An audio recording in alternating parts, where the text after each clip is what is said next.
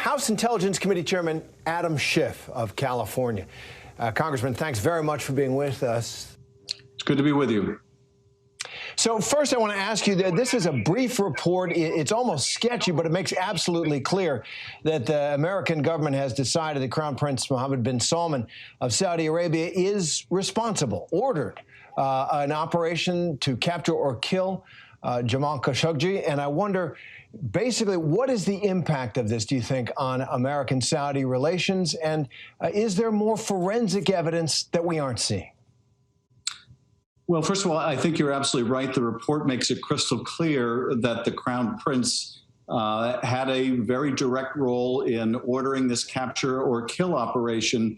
And the intelligence community, to the director's credit, to Avril Haines' credit, holds no truck about this, doesn't mince words about this, in directly laying this at the feet of the Crown Prince Mohammed bin Salman. So I'm pleased to see that. There's also other naming of names in this unclassified report. And this is big. For years, we have fought to make this accounting public. It was resisted and prevented by the Trump administration. There is a very potent naming and shaming impact, but the administration is going to need to go further and hold those responsible accountable. Well, let's talk about that. We are hearing that Crown Prince Mohammed bin Salman, who is essentially running Saudi Arabia and has been for a while, certainly all of its defense side and security side operations, that the Biden administration will not sanction him personally. What do you think of that? Well, I've urged the administration to make sure there are repercussions for the Crown Prince. I think it's fundamentally a problem if you conclude that the Crown Prince ordered the capture or kill, but only hold people that followed the orders to account. I understand the need to try to maintain some relationship with the kingdom for the value that it may bring in terms of our counterterrorism operations or pushing back against Iran's malign activities. But there are ways to make sure that there are real repercussions for the Crown Prince, that he gets no face-to-face meetings, no direct phone calls with the President of the United States. That entities that are close, financial entities like the Saudi Arabia Sovereign Fund, Investment Fund, elements that are tied to the Crown Prince as reportedly an aircraft company that participated in this capture and kill operation. So there are ways to bring about real consequences that are directly tied to the Crown Prince that I don't think completely rupture the relationship with the kingdom. And I'm encouraging the administration to follow up on what it is announcing with more steps to follow. Yeah, and if I can follow on that, Crown Prince Mohammed bin Salman, the almost certain successor to his father, King Salman of Saudi Arabia. And so how do we do business with a man that our government has concluded ordered this operation? He's got blood on his hands. Is that something that ordinary Americans should be troubled by going forward? The Crown Prince does have blood on his hands. He is responsible for the murder and dismemberment of a U.S. resident, a journalist. And so absolutely he has blood on his hands. How do you have a relationship with anyone, any country that is led by someone like that? Well, there are still certain very defined common interests, just as we have with Russia. We signed a New START treaty with Russia. Sometimes you reach agreements with your adversaries.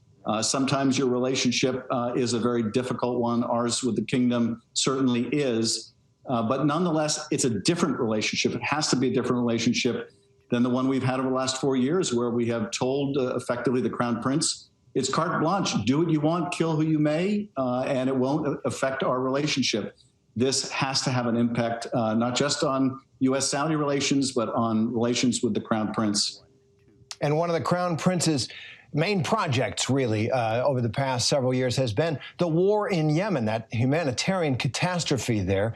The United States is already, under President Biden, taken some steps to limit that, to try to end that war and limit Saudi ability to prosecute it. Do you think more needs to be done there? What impact will this report, holding him responsible for the killing of Jamal Khashoggi, have on the war in Yemen? Well, I think that the step we have already taken has been a very important one in terms of cutting off our support for the war in Yemen and going further to cut off arms sales to Saudi Arabia. That is very disruptive to the U.S.-Saudi relationship, and it should be. And so I think those are very important steps. What the impact of this report will be, laying the murder of Khashoggi at the feet of the Crown Prince, is that there will be no backtracking, I hope, on those steps, which frankly should have been taken even irrespective of that crime against Khashoggi, but now underscores just why the leadership of this kingdom is so poisoned, and why we need to treat it at a very distant arm's length. It really is such a fraught relationship. And Congressman, you mentioned that the release of this report, which was required by law, was held up by the previous administration. Is there something that Congress can do to make sure that in the future, material like this, which the people's representatives in Congress decide need to be seen by the public, isn't withheld? It's a good question. You know, in our committee, the Intelligence Committee, we helped write that language requiring this report to be made public.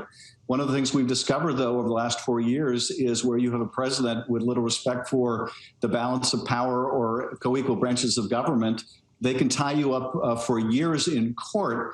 I've introduced legislation last session, which I'll be reintroducing, to expedite enforcement of congressional process so that in the future we have more tools to compel a recalcitrant or defiant administration.